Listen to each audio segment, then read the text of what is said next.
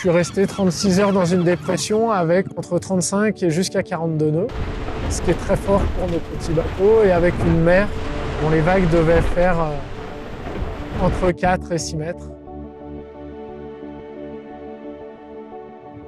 Donc moi je suis parti, j'ai même plus la date en tête, mais ça devait être autour du 13 juin. Bienvenue à bord d'Enjord 958, première matinée pour la Califor Course. Je suis parti hier aux alentours de 19h de La Rochelle, passé sous le pont de l'île de Ré, puis là on a passé l'île Dieu et on est en train de partir un petit peu au large pour aller chercher du vent. J'ai fait une remontée avec de super conditions météo jusqu'aux îles Scilly qui sont au sud de l'Angleterre, et puis à partir des Scilly, on avait une mise à jour de la météo et on voyait clairement que j'allais prendre la dépression. Et ça y est, c'est la foire. On doit être samedi, ouais c'est ça, samedi 18, 7h15 du matin. Après avoir eu pétole, le calme avant la tempête, ben, le front froid commence à rentrer. On est entre 20 et 25, 26, 27. Bien sûr on est au frais, alors ça accentue le tout. Que j'ai bien prise, que j'ai contourné au maximum en partant en direction nord-est pour rentrer vraiment dans la baie de Cardiff au niveau de l'Angleterre.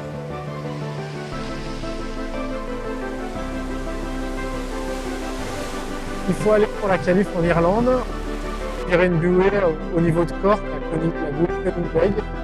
Alors c'est pas de chance, j'ai viré cette bouée entre 1h et 2h du matin. Donc j'ai pas des superbes photos de jour où je passe à côté de la bouée, mais j'ai la bouée éclairée avec le phare pour voir la bouée qui s'éclaire par intermittence, et puis moi avec la caméra pour essayer de filmer. Donc quand on fait des arrêts sur image, on distingue bien la bouée, mais ça aurait été quand même sympa et ça aurait été agréable après 36 heures de tempête de pouvoir apprécier la bouée. Bon, j'ai juste contourné et puis ensuite je suis reparti. Et la descente jusqu'au Scilly, c'était un petit peu... c'était une descente un peu, c'était le second effet qui se coule, j'étais dans le bon sens du vent. J'étais au soleil, c'était super sympa, mais il ne fallait pas aller trop vite, parce que si j'allais trop vite, je rattrapais la dépression, je rattrapais les vagues, et ensuite je rattrapais du vent qui était potentiellement trop fort, mais c'était surtout les vagues.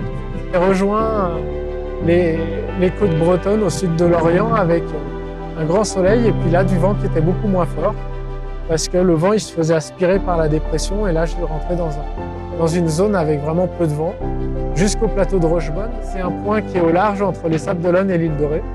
C'était la deuxième marque du parcours qu'il fallait aller virer pour ensuite rentrer à La Rochelle. Que j'ai passé un jeudi matin à 1h du matin, donc encore des bouées passées de nuit. Et ensuite, je suis tombé dans une zone vraiment sans vent. Donc j'ai fait Rochebonne, l'île de Ré en 20 heures, alors qu'habituellement, il en faut 4 ou 5, quoi. Jeudi matin, le 23 juin, on est à 30 000 du ponton du port, là où on amarre le bateau. Et il n'y a pas de vent.